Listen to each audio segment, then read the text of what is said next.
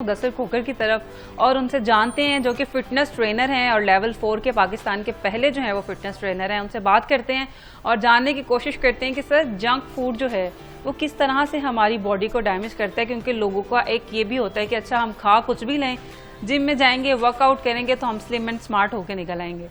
देखिए मैडम, सबसे बड़ी इंपॉर्टेंट चीज होती है कैलोरीज। आप कितनी कैलोरीज इंटेक कर रहे हैं और आप कितनी कैलोरीज बर्न कर रहे हैं।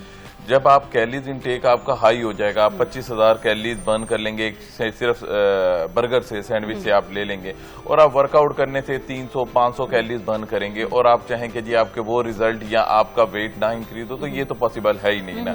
तो उसके लिए हमें सबसे पहले तो नीट एंड क्लीन डाइट लेनी चाहिए, क्योंकि हमारे वर्कआउट में प्लस हमारे एक्सरसाइज में सबसे मेजर रोल जो है वो डाइट का होता है।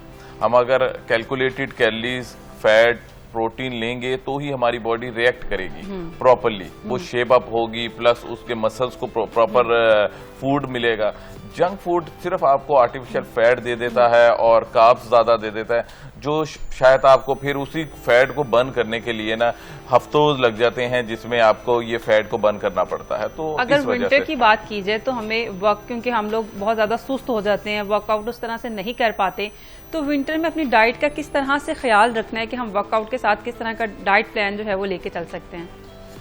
देखिए विंटर्स में ना मोस्टली हमारी स्वेटिंग नहीं होती, वाटर का इंटेक बहुत ज़्यादा कम हो जाता है, जिसकी वजह से हमें बहुत सारे जो है ना सुस्ती भी हो जाती है, हम वर्कआउट फिजिकल एक्टिविटीज़ भी नहीं कर पाते, तो हम लेजी भी हो जाते हैं। तो उसमें हमारा वर्कआउट बहुत इंपॉर्टेंट रोल प्ले करता है। उसमें अगर हम अपने लिए 40-45 मिनट्स एटलीस्ट जिम में या वॉक ही कर लें तो हमारी बॉडी में ब्लड सर्कुलेशन इंप्रूव हो सकती है, हमें भूख प्रॉपर लग सकती है, क्योंकि मोस्टली लोग ज़्यादा पानी ना पीने की वजह से ज़्यादा फूड इंटेक कर लेते हैं, जो कि बाद में जाके एक फैट की फॉर्म में आपके जिस्म में स्टोर होता है, क्योंकि बर्निंग तो हो नहीं रही है आपकी किसी भी एंगल से, तो वो फिर जो स्टोर होता है एज अ फैट की सूरत में, तो आपकी बॉडी डी शेप होने लग जाती है। फिर आप वो विंटर्स को गुजर जाने के बाद आप स्टार्ट करते हैं अपना वर्कआउट जर्निंग ट्रांसफॉर्मेशन प्लान, उसमें फिर आप जितना फैट लॉस करते हैं विंटर में आप फिर। तो डाइट हमें किस तरह की इंटेक करनी है?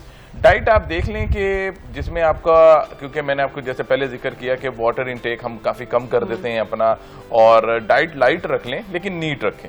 डाइट नीट रखें, फ्राइड चीजों से अवॉइड करें, वो तो आप डेफिनेटली अवॉइड करें। ये आपके स्टमक को भी डिस्टर्ब करता है, जैसे भाई ने हमें बताया।